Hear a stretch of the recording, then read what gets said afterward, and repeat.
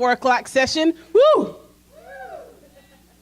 Thank you guys for coming out to our session. So this session is pretty much going to be a resource dump of some sorts, of a toolbox of things you can use with your students. Like I said this in that last session, and I mean it again, Ebony and I are not experts in this. We know that you are all the experts. So as we're giving resources by sections, we have 4 sections of resources. We're going to have people chime in at the end of each section to give their resources as well. And there's a nice surprise called a Google Doc. Oh, sorry, that's not, no. Oh, that's not how it works? No. Oh, there's not a surprise, but there might be a surprise later at the end of the session. So thank you guys for coming. My name is Lori Brown, the College Advising Manager at KIPP Delta Public Schools in Helena, Arkansas. Good afternoon, everybody. I'm Ebony Mahone-Todman. I am the College Readiness Advisor at KIPP Atlanta Collegiate High School. So before we officially start, we wanted to do a quick do now. Don't pay attention to the whole put it on the window post-it situation. But if you all will just take a few seconds and think about areas when you were thinking about coming to this session in which you were hoping that there would be resources for. And you can just jot those down and then we'll share those out in about a minute or so. I just want to give people time to kind of think through what are some of the things that you definitely would look forward to getting resources for, and then we'll share those out in about 1 minute or so.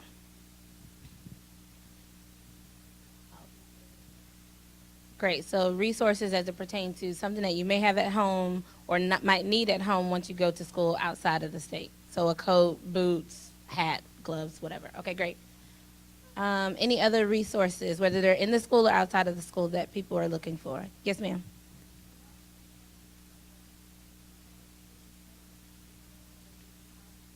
First-gen programs at different colleges and universities. Okay, so programs for those that are not in the top tier of their class, but on-campus programs specifically? Okay, yes, ma'am. Great, so scholarship programs, other criteria other than just being first-gen? Just for first-gen? Got it. Yes, ma'am. Great, so engaging activities, 9th and 10th grade students so that they can retain information. I want you to calm down. Yes, ma'am. Great, so art programs or other travel initiatives that people can use to go visit other schools. To audition. Great. Okay, so tracking tools. We'll take 2 more. Yes, ma'am. Okay, so resources for the colleges to know what to expect from a first-generation student. Challenges that they face. Did you get all that? Okay, so last one. Anybody? Okay, so resources to increase parent involvement in understanding the process. Did you get that? Okay, so while she's finishing that last one, we'll just go ahead and finish just kind of talking a little bit about our specific programs. And so then that way you all can kind of see once we start to go over some of the resources, how we use them, why we use them, and where they kind of fit. So for KIPP Atlanta Collegiate, it is a charter school. We just graduated our first class last year in 2015. Our senior class this year is around 102 or so students. It's myself and 2 other counselors that now break up that senior class. When I first came to KIPP Atlanta Collegiate, we were in our 3rd year. And I was the only counselor that worked with our juniors and seniors. So this is the first year that we have now branched off to have 3 counselors working with the senior class. Within that, our seniors have a our seniors have a senior seminar class that they work in from August until December. And they are with us every day for 100 minutes every day. And so for all of the fall semester, our seniors now spend working on applications. That's all their senior seminar class is focused around, and scholarships, and that's it. So they don't do any other like papers, like it's not set up to be that type of class because our juniors have that during their spring semester of their junior year. So our juniors spend from January until May in class with us for 100 minutes every day, going through all of that. This year we changed the structure for our juniors, and they spent the first half of the semester third quarter they spent doing all ACT prep, and now that we're in fourth quarter, they're doing all college prep. So things like going over the application process, what are terms, what does it look like to apply, and then they also do their essay in their junior year. So that's kind of how our class and our school is set up, just so that you all can have some background information on that. And it is important because, like I said, once we get into the resources, you'll see what we use at KAC. It's important to know that we use a lot of these because of the fact that we have that class time. And so for the class of 2015 that just graduated, when they were juniors and seniors, though, we did not have that class time. So I have both of those experiences to talk through. So KIPP Delta Public Schools is a smaller school district. Our high school has around 420 students. And so my role is to support juniors and senior students. And so I work with the senior class, which is around 50 this year, the junior class, which is around 75. And in my current role now, we have another high school in Blytheville that I support. We do not have classes with students every single day. We push into classes. And so once a week, we push into history. Seniors in the fall have me once a week in a classroom in like a work study hall kind of environment. And the rest of the times I'm doing pullouts throughout the week. In the spring, the seniors take a college transition course, which is also once a week. And with that, it's like focusing on issues in college, how to overcome those challenges, and how to advocate for themselves when they get to college. And the same time in the spring semesters, the juniors are having a seminar around college wish lists, college fit, and things like that. But we're not meeting with seniors or juniors every single day, not in a class setting. So a lot of my work is done in individual, like one-on-one work or small groups, which is what you'll see with the difference in our stuff. Do you have a question?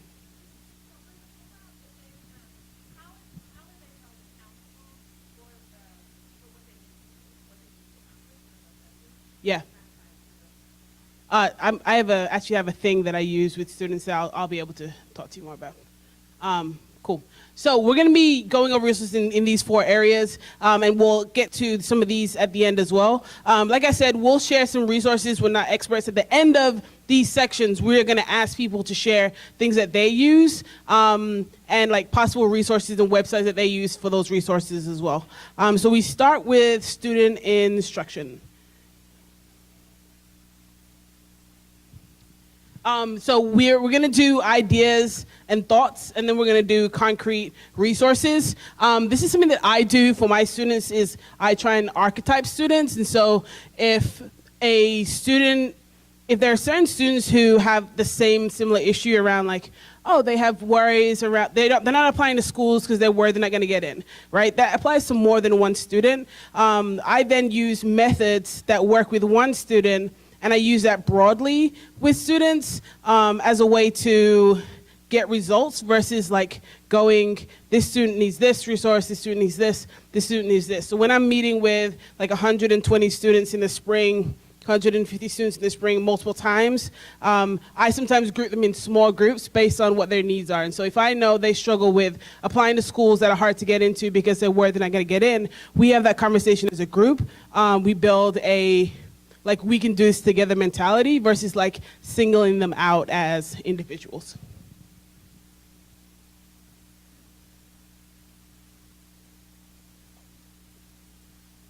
Do you want to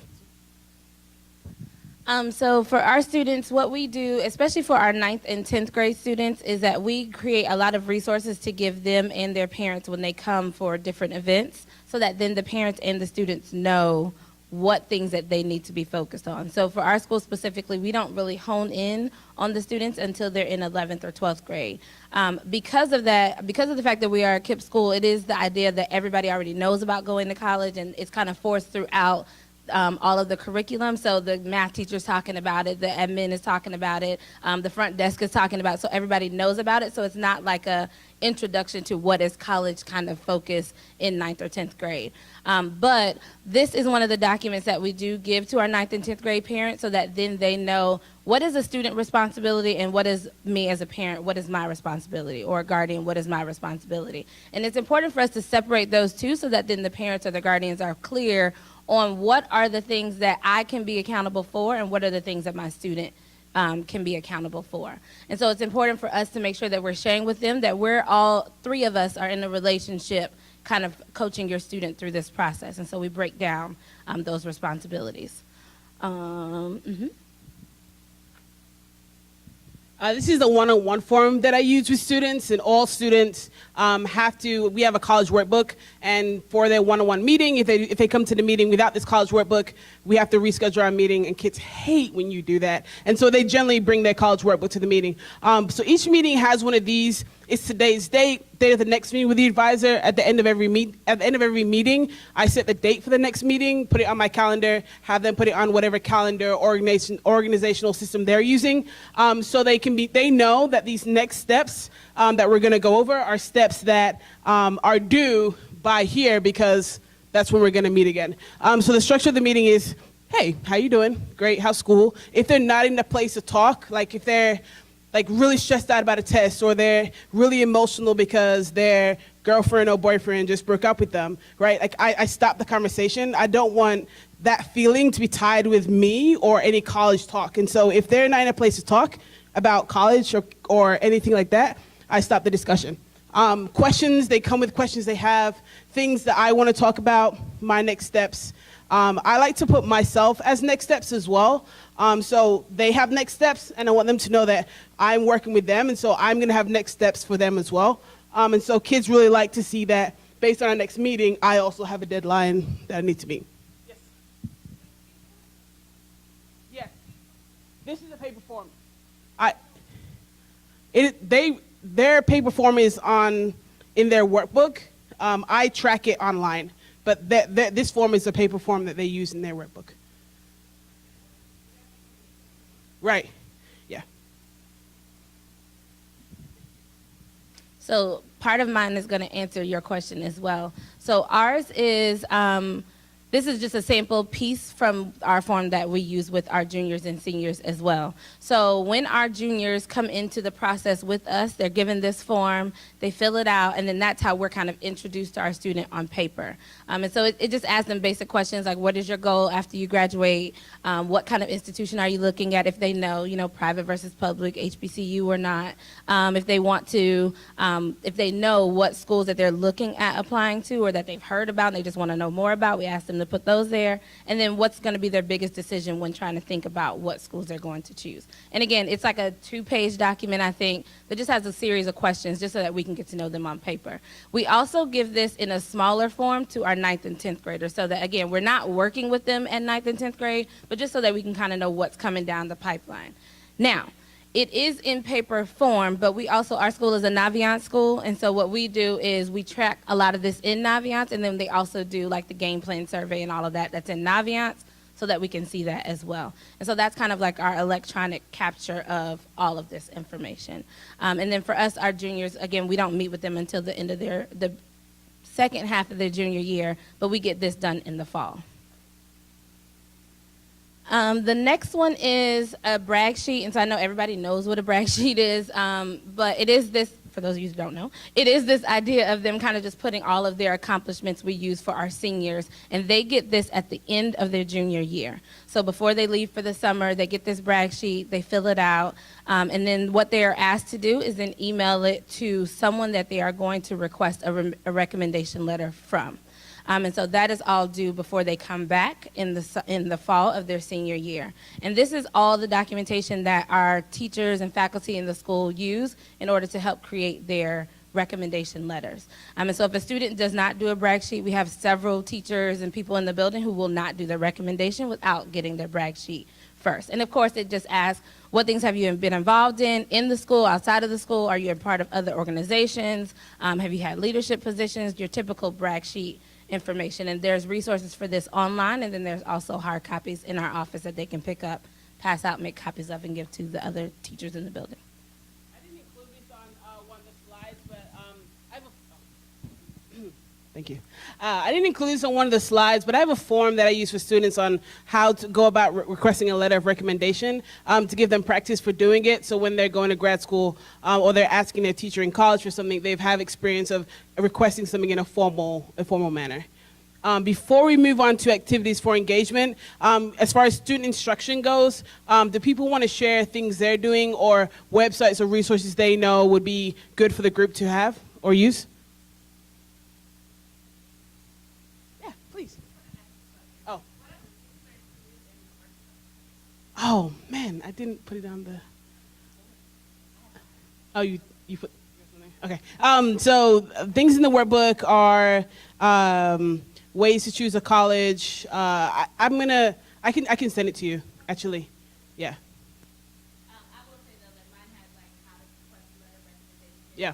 testing information, Right. there, typical application pieces Right. there, and then it also just kind of talks about like what happens when you Right. So there's... Right, it's like a thing like once they decide what school they're matriculating to, it's like all of these offices, what are their phone numbers, who's your advisor, what's their number, where on campus can you find them, and it's like a list of things they need to have before they can, like it's like we call it the black binder of all things they should have before they go to school. It's like copies of their social security card, like their birth certificate and things like that.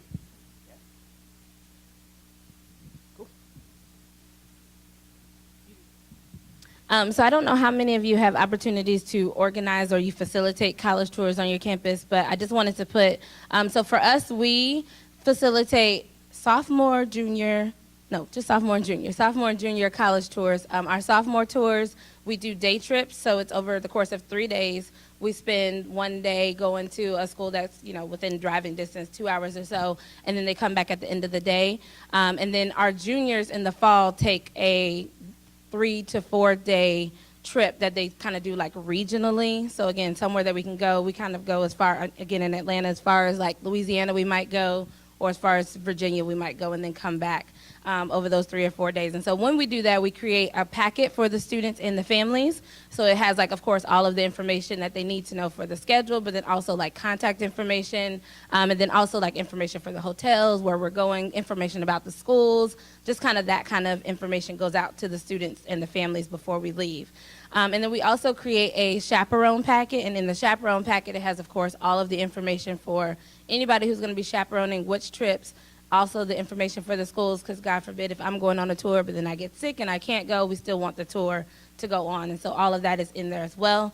And then the last thing that we include in there is a behavior contract, and every student signs it before they leave. And again, it's just this kind of accountability fact of, I said that I was not going to use my phone while I'm on this tour, and if I do, then I know that Ms. Mahone will take it, and then you won't get it back until the end of the school year type of thing.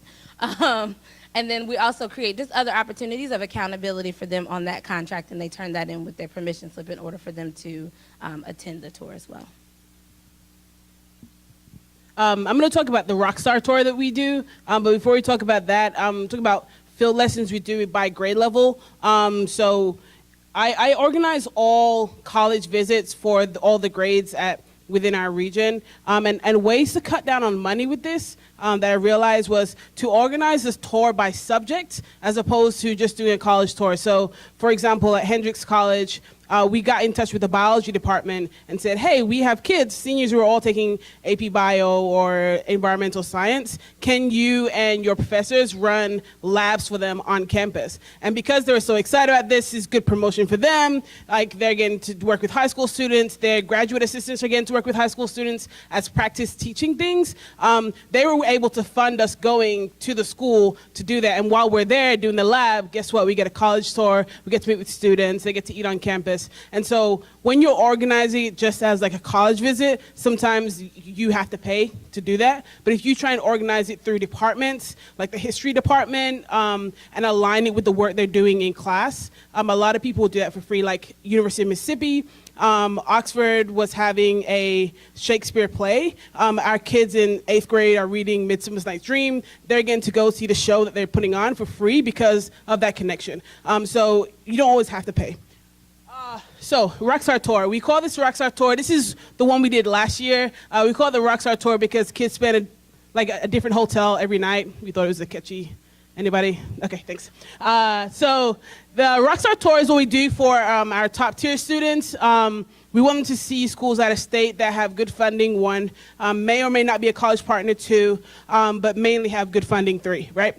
So, It's really funded through the schools. Everyone has like students who are doing really, really well. These students write letters and saying, hey, I'm taking this AP class. My AP score is this. My ACC score is this. I really want to come and visit with this. Would you be willing to provide lunch and a student panel? And so a lot of this funding comes from the actual schools themselves. I'm not going to ramble on.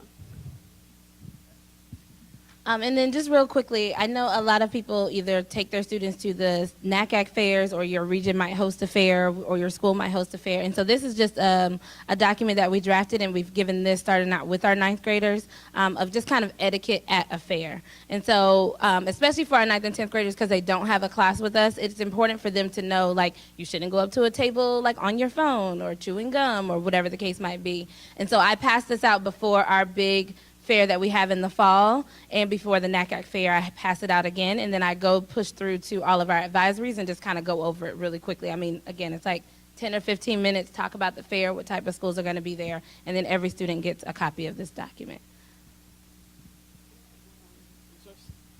Before we move to financial aid, one resource that I would add is flying programs. I didn't say this before. College Greenlight does a great job of listing all the flying programs every single year. If you're not familiar with a flying program, it's for top tier students that are minority. Schools want to recruit these students, and so they say, hey, fill out this application and we'll pay for you to come see us, right? And then they go and see it. Oh my goodness, I loved it, Ms. Brown. I really want to go there. They apply and then they matriculate. And so it's a strategy that schools use, and it gives kids a chance to see how they feel on campus, because fit is really important just outside of things like that. CollegeGreenlight.com, they do a really great job of fly-in programs. And those applications open as early as July, August. And each year they update them. Yes. So May for Wesleyan and Swarthmore by the end of July. If a student knows the school in particular they're looking to attend, they should do that. If they just don't know, have no idea, I would suggest using the College Greenlight website for that. They're really great. Financial aid. Okay, financial aid. Financial aid. Is it? No. Oh, okay.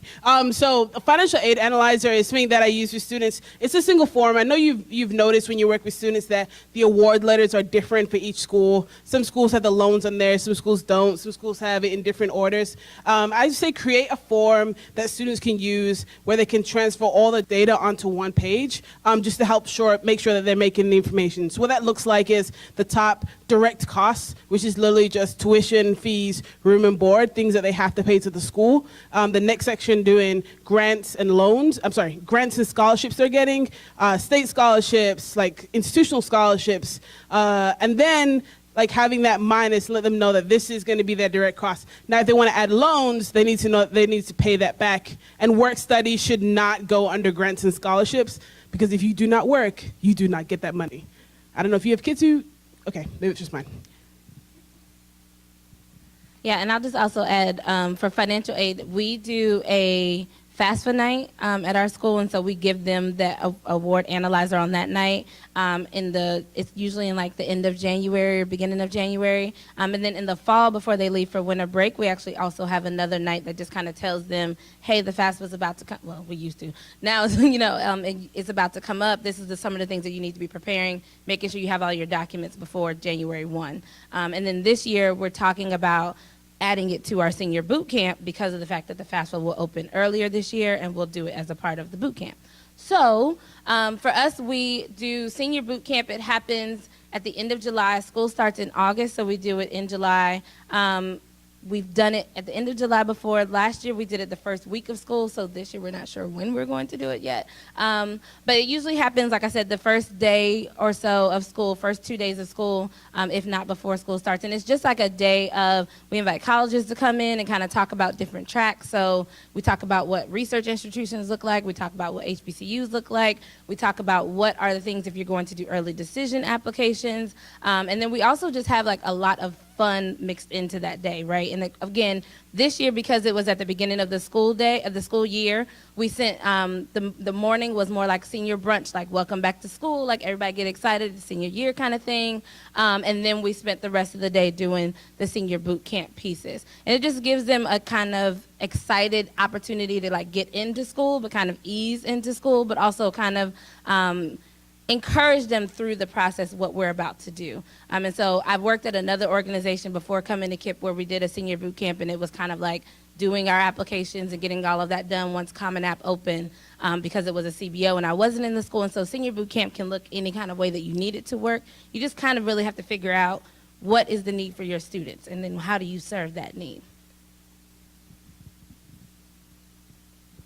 So the next section is on stakeholder communication. So what are we using in order to communicate to our students, to our families, to the people within our building or outside of our building? At KAC, we use Remind to kind of just remind them of information or activities that are coming up. So for instance, this past Saturday was the ACT, so we pushed out information to say make sure you all are eating breakfast and make sure you're getting good rest, blah, blah, blah. We also use, does anybody not know what Remind 101 is, or Remind, whatever it's called these days? Everybody know? Okay. So Remind is a free tool that you can use, and you just sign up as a counselor or whatever your role might be at the school. You're given a special code, and then anybody that you want to send updates to, you give them that code. And so it's basically like a text message that goes out to everybody. And you can set them up where you can send pictures, you can send video, you can obviously like send them obvious text. And what it does is it doesn't allow for them to obviously now have to have your personal number in order to do it, and you don't have to like upload like a mass spreadsheet of numbers into your phone to do it. Like they just subscribe and you just push information out to them. They also now have a chat feature, so they can just basically respond back to that, and it goes to the Remind. It's not like it's going back to your own text messaging, so it works like that. So that's what we use. In addition to, again, we are a Navient school, so we use Navient as well, but this is kind of like in the student's hand how to communicate to them. Real quick, we do open house curriculum nights, and so what that means is the students come, and what they will do is our students do open house differently, where they go through their student's schedule. And so because we have class with them, they'll come and meet with us for the 15 minutes that they're rotating through their schedule, and we kind of talk to them about what's happening as a senior parent or a junior parent, depending on what time of the year it is. And that's kind of where we push out all of our information to our students and their families. I use report card night as a way to really meet and get to know parents and students. And so I always have a table. I have a little easel thing that I write a sign on, like junior parents, da-da-da. With these award letters, what do I do with their acceptance letters? Like, what do I need to do next? And so it's just an opportunity for parents to kind of come and get questions answered, because we know that they're kind of missing the gap between them and their student. And then we send out monthly newsletters to students and families. It's the same newsletter, so all the information that's on here is the same thing that goes to the student and to the parent, so that there's no, again, gaps in communication. It's not like we're sending one thing to the student and something else to the parent. Every time we send the newsletter, there's kind of like the beginning of the newsletter is kind of like what's popping, what's hot right now. And then there's like a calendar of upcoming events for the month that we're in and the month that's coming up next. And then we also highlight for KIPP, specifically we have KIPP College Partners. And so we highlight whoever our college partnership is with, and we just pick one school for the month. And then there's a section for scholarships. There's a section for what's coming up next, again, if it's testing or whatever the case might be. And then we also do a highlighted section of trending hot topics in college admissions. So if the cost of tuition is going up, but financial aid is low, or whatever might be, whether it's sexual assaults on campus, all of those things. There's one hot topic a month that's also in the newsletter. And again, those go to both students and parents. No, those were two separate events. So the University of Alabama visit was on that day, and then we also had senior parent meeting on that day. But we do host some visits at night. Yeah. Again, I have 100 students, and at counselor chats, I probably have 20 parents that come. So there's, it's not the major part of the class that comes.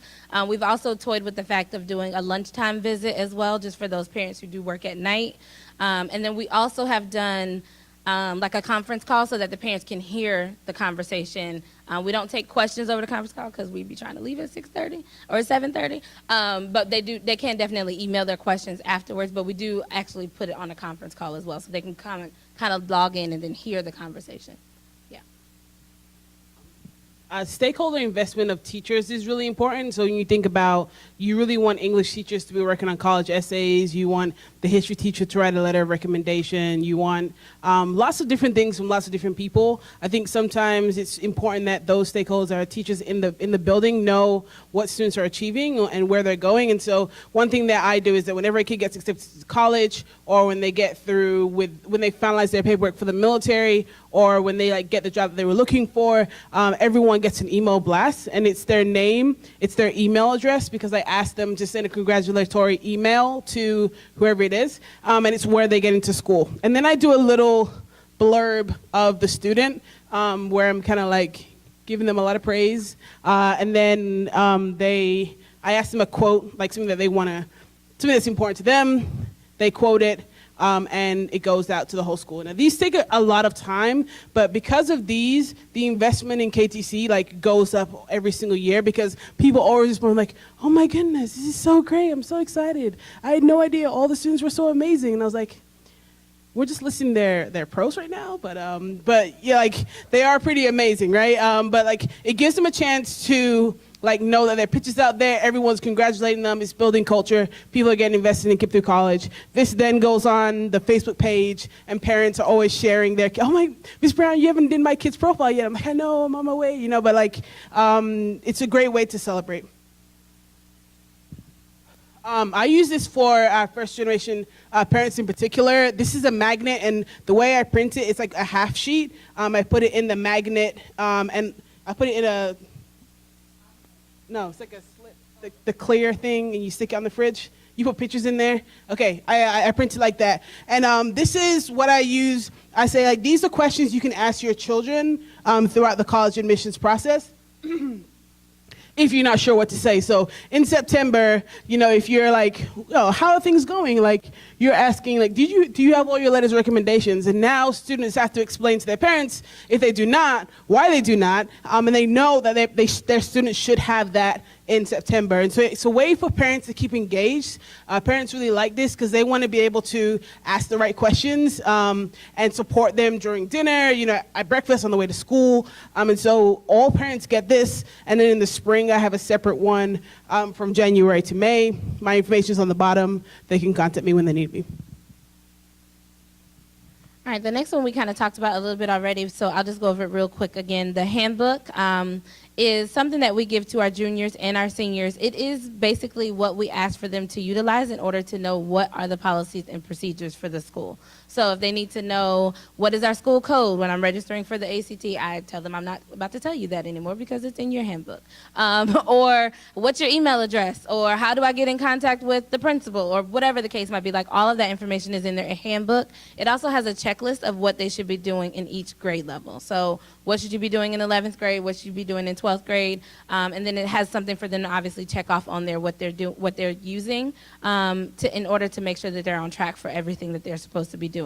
And then, of course, in there, like I said, is more general information about what's the ACT, the SAT, how do I register, all of that is in there. And so, again, it became an excuse for me to tell the students to make sure that they're reading through it so that they don't come and ask that question. And again, as a counselor, I don't want to have to tell every student every day, all day long, what is our high school code? It's in there for you to have that. Or how do I request my letter of recommendation? Or how do I, whatever the case might be. So that's all in the handbook. So real quick, before we go into prioritization, because I have to say it slow, are there any other resources that people have or that they're using for communication with students and families that we didn't talk about? Great. All right. Okay, so prioritization is something that I've really focused on in the last 3 years of my life. And so, because I want to be more productive. So ideas and thoughts you should ask yourself is, do I have to do this? Or is there someone else that I can train to do this? Whatever you're doing, Like, do I have to do it? And what I found I was doing tasks because I like the feeling of being done with the task. And so there was things that I was doing that someone else could have done, and I could have been working with a student instead. And the example I use is our credit card reconciliation. We have, like, the school has a secretary, and she had extra hours, and so it was like, train her how to do this. And so now these hours that I was spending doing credit card reconciliation for the central office, I'm now able to work with students. I'm now to write letters of recommendation, help students find summer programs. And so just making sure that, are there things you're doing in your schedule that, like, you don't have to do that someone else in your organization could do? Oh. If this does not get done right now, will the school burn down? This is my favorite one I do right at like 5:15, where you're like trying to push it out, and you're just thinking, no, I just need to get this done tonight. But like sometimes the answer is like, no, it's actually okay if it gets done tomorrow. And being able to walk away from something that's not done and leave it at school and then just pick it up again in the morning. And there's some times when the school might burn down, or it might get a little smoky inside, right? So you stay, you bang it out, but more than likely, it will not burn down. So take a step back and walk away. One of the things that our region specifically focused on this past summer as we went into the school year was trying to figure out what are some of the best ways to work more efficiently. And so I think it's important for us as professionals to think about, what are the systems that work for me? Is it a digital system or electronic system, or is it a hard copy system? And so understanding, like, if I'm going to be keeping track of, like, information for our students, if my students are going to be keeping track of information, like, what works for them, and so then I can best work more efficiently so that I make sure I'm using that system well. And so a lot of the things that we're going to talk about in the next couple of minutes are the things that we're using in order to help prioritize our time with our students and then obviously with our team. Cool. I'm going to zoom through these. So one, this is an example of my calendar. So what's blacked out is a student name. What I do when I'm planning out my week at the beginning of the week is I put where the student is. So in parentheses is the name of the teacher that they're with at that time. And so instead of having to look that student's schedule up every single time, right, I know where they are. They're in Mr. Stewart's class. I can take my phone out or go to that classroom and get him right away. I think it's also important to leave space on your calendar to do things like letters of recommendation. I think my first 2 years working for KIPP, I always did letters of recommendation after 5 and on the weekend. But really, it's something that I should be able to build into my schedule. So, like, complete letter of recommendation for T. Watson. If I need to step away to do that off campus, I can do that. But making sure I build in time to things I need to get done then. Sorry, yes? Yeah, it's like, yeah. We should talk about that. This is a priority sheet that I use. Priority 1 is must do, should do, would like to do. The 3 things, making sure you start with a verb of the action and then the deadline that you're going to use. I did this weekly. Project planning, and so I did a lot of project planning. This is something that you all will have access to as well. But like I split projects into main topics, and then tasks, and then owners, and then due dates. And so really the owner should not be your name all the way down. I'm still working on that, as you can see. But it's supposed to be split up, but it gives you kind of an organization system of when things will get done, so you can meet your goals and deadlines. The scheduling. So at the beginning of the school year, when we had our work time session and how to prioritize our time, they stressed to us how important it is to just block off time on our calendar to, like, not talk to anybody, to not do anything as it pertains to anyone else in our building. And so I have a time on my calendar that pops up every Wednesday from 3:30 until 5. I don't talk to anyone. Whether I spend that time doing my own personal, like I need to call the doctor, I use it during that time, or if it is the opportunity for me to actually do all of my recommendation letters, because unlike Lori, I do not do recommendation letters at home or on the weekends. I just want to say that was the old me. I'm going to skip this one for time's sake. I'm going to do this one really quickly, though. This is something that I used last year every day. There were times when I'm doing more things than KIPP through college. And so the daily sheet of, like, phone calls, student follow-up, staff follow-up, things that need to come time for coverage and events. This helped me when I was doing more than college access work. Let's get that too. Okay. So the surprise that Lori decided to ruin for everybody is that we have put all of the documents that we are using, whether we talked about them today or not, in a Google Doc folder. And so Lori is going to pass around a sign-up sheet. If you're interested in having access to the folder, if you'll just put your name, what organization you're with, and your email address, and I'll add you to the Google Doc folder. The other thing that we're going to ask for you all to do is that if you have resources that you would also like to add to the folder, if you could also email those to us as well. So if you put your name on the list, I'll shoot out everybody an email, and then you can just email me and let me know if there's stuff that you would like to add to it. What we found coming to SACAC and other various conferences is that we've realized that there are a lot of times you're sitting in a session and people are talking about all the great things that they're doing. And you're like, oh, that's great. And you go up and talk to them afterwards and they're like, yeah, I have something, I'll email it to you, blah, blah, blah. And they may do it right then. They may do it 6 months later. Who knows when it might happen. But we wanted to start to create a resource toolkit for everybody to kind of dump stuff in so that people have the opportunity to not recreate the wheel. For those of us that are within the KIP system, we have a KIP share database, and it's kind of the same idea. When I was looking to do our handbook, I basically reached out to Lori. She was like, hey, I put it up on KIP share, and I took it from her, and then I adapted it for us. And so that's kind of what we want this Google Doc folder to look like for you. So if you're interested, please make sure that you email us, that you put your name on there, and then we will email you so that then you all can have access to the folder. And it's broken down into sections, so you don't have to like thumb through a whole bunch of documents, because if you're like me, then you stop thumbing because you want sections. But if you specifically want something for a college tour or something for meeting with students, you'll see all the different folders in there as well. Yeah, and the different sections that we have, the hope is that like people use this, and then they can, like, all of our kids are the same, and all of our kids deserve opportunities, and so it's really important if you have resources to share those as well. But the sections we're hoping are really useful. Some of the things that are actually in the folder we didn't get to talk about today because of time, and now that I have these additional things on here, I think there are some more things that we could definitely add to this. So definitely about that fine arts talk. I kind of want to talk to you about that. Do people have questions or things that like, oh man, this resource, I really need to share it. It's really great.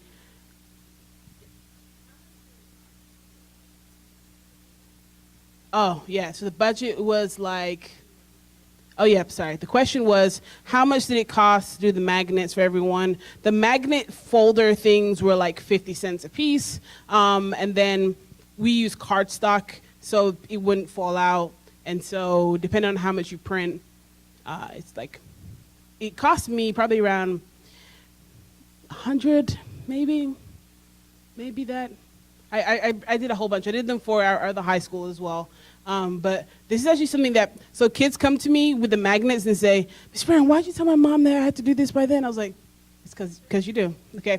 And so, like, parents really liked it because it was like a conversation topic for dinner. They're opening the fridge for the juice, and they're like, oh yeah, lettuce recommendation, have you done that yet? And then it's like, how did you know, right? Sometimes kids don't think their parents know, but they do, so.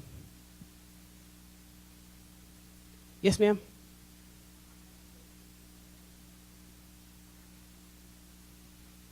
Are they electronic people?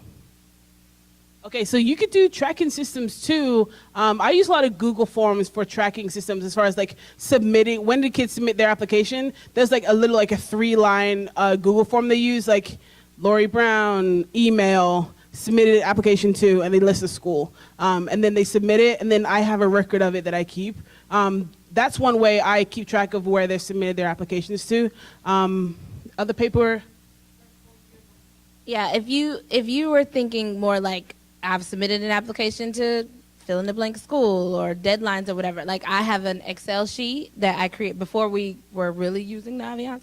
I have an Excel sheet that I created, and it is just that. So it's like you list all the schools. Have you sent your transcript? Have you sent your recommendation letters? Have you whatever those things might be.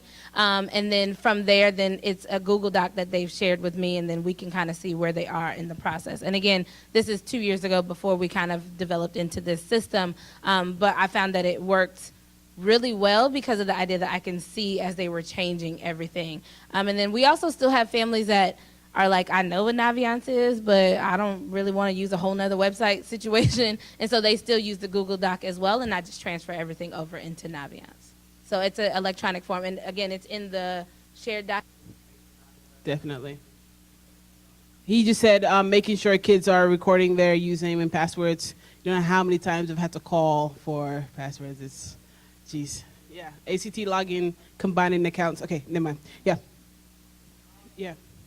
I would say the workbook that I created is a way to go. It's literally a get through the college admissions process without me if you followed all the steps in this workbook. It goes like how to start their applications, and it's like here are the frequently asked questions, and I think the workbook is going to be in there, and I think that would be a great resource because if a kid has that, like even if they don't speak to you, like they'll still be able to get through the process because the deadlines are in there when they should be doing things. Yeah. Oh, so I have a handbook. she has a handbook. I have a workbook. Yeah. It could be a handy workbook. Yeah, 'cause some of my handbook does have like those tracking, but it's also just because Also, College Greenlight has a very good tracking system for free that is similar to Naviance but not as robust, where you can create a counselor account and then like students create an account and then you can track what they're doing using that system. College Greenlight has a lot of really cool things. So, are we out of time? Oh yeah. I think definitely giving kids ownership on their mailing of their own documents is really good. One way we do that is once they do a request, they get we put a Google form saying that it was sent a certain date. So then when the kid's like, Ms. Brown, you didn't send my transcripts, it's like, no, I sent it at 3 p.m. on, and so I think that helps students as well. Are there other things that people are using that's really great? I know everyone's using really good things that they want to share. Anyone, one more before we say goodbye and farewell? No. Okay. If you can just fill out your survey, the Google Doc will go out either today or tomorrow, depending on how great the party is that we're about to go to. So catch it on Wednesday is what we're hoping for. And thanks for coming to our session.